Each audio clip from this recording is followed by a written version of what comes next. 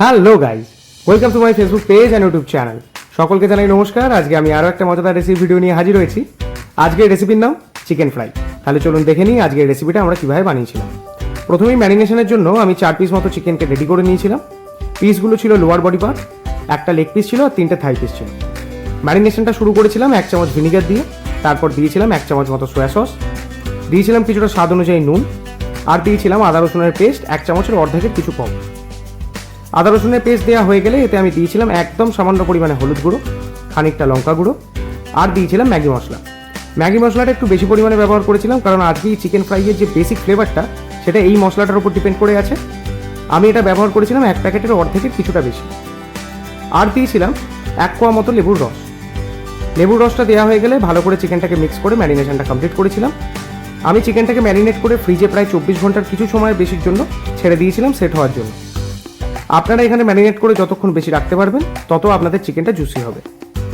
অন্যদিকে আমি কোটিংয়ের জন্য নিয়ে নিয়েছিলাম 3 থেকে 4 চামচ মতো ময়দা, তাতে দিয়েছিলাম 2 থেকে 3 চামচ মতো কর্নফ্লাওয়ারের গুঁড়ো, আর দিয়েছিলাম কিছুটা পরিমাণে নুন।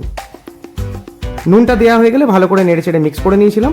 আপনারা চাইলে এতে গোলমরিচের গুঁড়োও ব্যবহার করতে পারেন স্পাইসিনেসটাকে বাড়াবার জন্য, তবে আমি করিনি।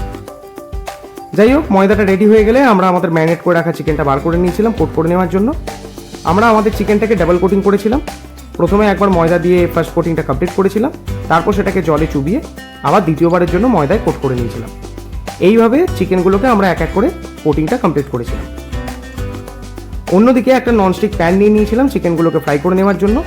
প্রথমে প্যানটাকে ভালো করে গরম করে নিয়েছিলাম, তারপর তাতে দিয়ে দিয়েছিলাম বেশ খানিকটা পরিমাণে সাদা তেল।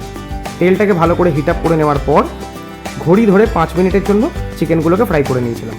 5 মিনিটের অধিক সময় যদি ভাজেন সেক্ষেত্রে আপনার চিকেনটা সগি হয়ে যেতে পারে আর গোল্ডেন ব্রাউন কালারটাও চলে যাবে। তাই ঘড়ি ধরে 5 মিনিট ফ্রাই করবেন, আপনার চিকেনটা জুসিও থাকবে আর কালারটাও গোল্ডেন ব্রাউন আসবে। যাই হোক, তারপর আমি এটাকে এনজয় করেছিলাম সস আর মেয়োনিজ দিয়ে। আপনারাও চটপট বাড়িতে বানিয়ে ফেলুন, আশা করছি ভালো লাগবে। আমাদের আগের ভিডিওটিতে কমেন্ট করেছিলেন কুমকুম অধিকারী, লিসা ঘোষ, জড়ি আদক, মৌসুমি ঘোষ আর বানি। আপনাদের সকলকে অসংখ্য ধন্যবাদ আমাদের পাশে থাকার জন্য। আজকের ভিডিওটা কেমন লাগলো জানাতে ভুলবেন না।